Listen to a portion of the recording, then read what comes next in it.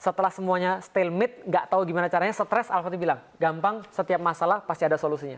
Kan dia kan baca sejarah banyak. Dia tahu kan, gimana solusinya? Dia bilang gini, gampang. Kita kan punya kapal. Sorry. Kapalnya ini, naik gunung. kita coba kemudian untuk daratkan dulu di Galata. Setelah kapalnya kita daratkan di Galata, Naikin aja. kemudian kita angkat. Setelah kita angkat, kita balikin lagi. Nah, kita sekarang ada di perairan mereka. Orangnya bilang kemudian, betul juga ya. Kenapa kita nggak kepikir ya? Tapi mohon maaf Sultan, apakah Sultan lupa? Kalau Galata ini adalah sebuah bukit.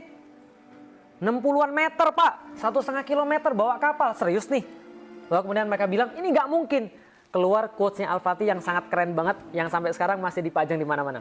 Jangan bilang pada saya nggak mungkin sebelum kamu mati dalam mencobanya. Jadi kalau kamu masih hidup, mungkin. Betul. Jadi kalau kamu masih hidup, jangan ngomong mustahil. Sudah keputusan Sultan, semua oke. Lantas kemudian diputuskan pada 21 April, kapal-kapal akan diangkat. Yang terjadi kemudian, pada esok harinya 22 April 1453, 72 kapal pindah dari Selat Bosforus kepada Selat Tanduk dalam waktu 1 malam. Luar biasa. 1 malam pindah 72 kapal perang. 1 malam. Dalam waktu 1 malam. Dan punya Pirates of the Caribbean. betul. Hans Zimmer gitu kan ya. Nah, ketika kemudian pada esok harinya 22 April 1453 itu mereka tuh kaget. Kenapa? Konstantinopel tuh kemudian tiba-tiba takbir dari atas Bukit Galata. Mereka lari tunggang langgang naik ke atas menara yang paling tinggi, mereka lihat horor.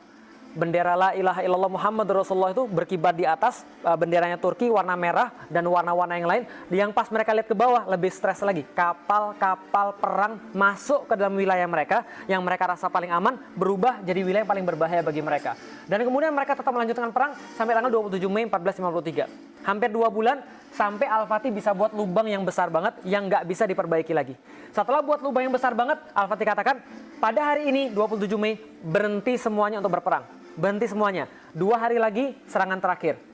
Kalau kita kalah, biar kita terkubur di bawah tembok-tembok ini. Dan kalau misalnya kita nggak bisa menaklukkan kota ini, saya lebih baik nggak usah jadi pemimpin. Karena saya nggak mau kecuali ada kota ini.